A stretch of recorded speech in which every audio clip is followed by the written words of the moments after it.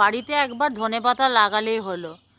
আর মশলা ধনে, আমাদের যে ভারতীয় মশলা ধনে, আমরা যেটা ঝোলে দিই, মাছের ঝোলে দিই, ধনে জিরে বাটা, তো সেই ধনে কিনতে কিন্তু আর দোকানে যেতে হবে না। দেখুন না, একটা ধনে পাতার গাছ ছিল, তাতেই অন্তত 10-15 গ্রাম ধনে বেরিয়ে যাবে। আবার এর থেকে পড়ে পড়েই আবার ওখানে আরও ধনে চারা বেরিয়ে যাবে। তার প্রমাণ আমি আরেকটা দিচ্ছি। এই যে দেখুন, এখানে ধনে চারা বেরিয়ে গেছে। এই বীজ পড়েই কিন্তু মাটি এদিক ওদিক হয়, আর বীজ পড়েই কিন্তু এই ধনে চারা বেরিয়ে গেছে।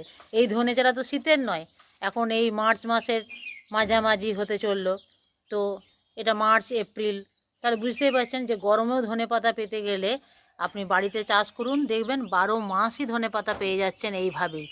তো ধনে পাতা একবার লাগান, একবার লাগিয়ে ব্যাস, তার থেকে ধনে বীজ কালেকশন করুন। সেই ধনে বীজ থেকে আবার ধনে চারা হবে, আর সেই ধনে থেকেই আমাদের যে মশলা, সেই মশলা ধনেও আমরা পেয়ে যাব। খানিকটা তুলে নিলাম, খানিকটা গাছটা কিছুটা পাকিয়ে দিলেই কিন্তু মশলা ধনেটা পেয়ে যাব।